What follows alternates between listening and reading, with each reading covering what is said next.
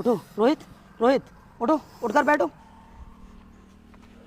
रोहित, क्या हुआ था तुम्हें?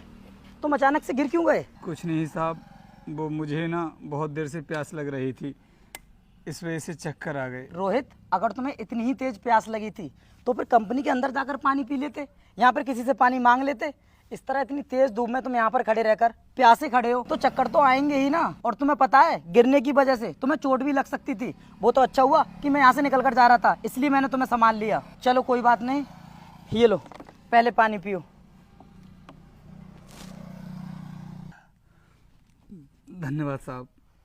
रोहित, अगर तुम्हें भूख लगी हो ना तो जाकर अभी खाना भी खा लेना। अब तुम मुझे ये बताओ, इस तरह प्यासे रहकर तुम यहाँ पर ड्यूटी क्यों कर रहे थे? साहब, मैं गया था पानी पीने के लिए हमारी कंपनी के बाहर जो टोंटी लगी हुई है, लेकिन साहब उसमें ना पानी नहीं आ रहा था। अगर वहाँ पर पानी नहीं आ रहा था तो फिर तुम कंपनी के अंदर भी तो जाकर पानी पी सकते थे। साहब, कंपनी के अंदर जाने की परमिशन नहीं है हमारे लिए। रोहित, तुमसे किसने मना किया कंपनी के अंदर जाने के लिए? साहब, हमारी कंपनी की जो मैनेजर है ना, उन्हीं मैडम ने मना किया है मुझसे कि तुम कंपनी के अंदर आकर पानी नहीं पी सकते।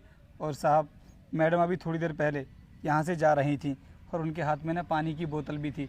मैंने उनसे पानी मांगा, लेकिन उन मैडम ने पानी देने से मना कर दिया। बोल रही थी कि बिस्लरी का पानी पीने की तुम्हारी औकात नहीं है। बस इसी वजह से साहब मुझे चक्कर आ गई। अच्छा, तो तुम्हारे साथ जो कुछ भी हुआ है उस मैनेजर की वजह से हुआ है। मैं अभी उसको यहाँ पर बुलाता हूँ, फिर उससे पूछता हूँ। अरे साहब, छोड़िए ना, जो कुछ भी हुआ उसे भूल जाइए, मैं भी भूल चुका हूँ। नहीं रोहित, पूछना तो मुझे पड़ेगा। तुम 1 मिनट रुको। हेलो अनुष्का, कहाँ पर हो तुम? जल्दी से ना कंपनी के गेट पर आ जाओ, मुझे तुमसे कुछ बात करनी है। जी सर, आपने मुझे बुलाया? हाँ, मैंने तुम्हें बुलाया था।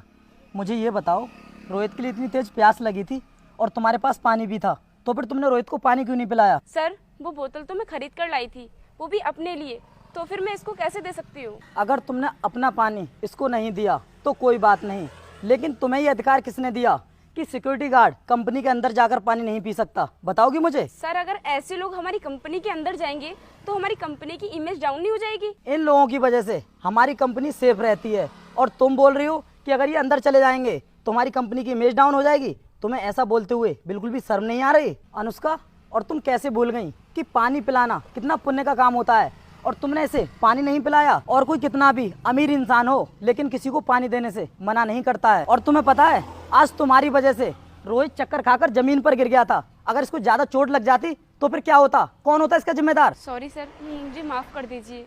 मैं आगे से कभी भी किसी के साथ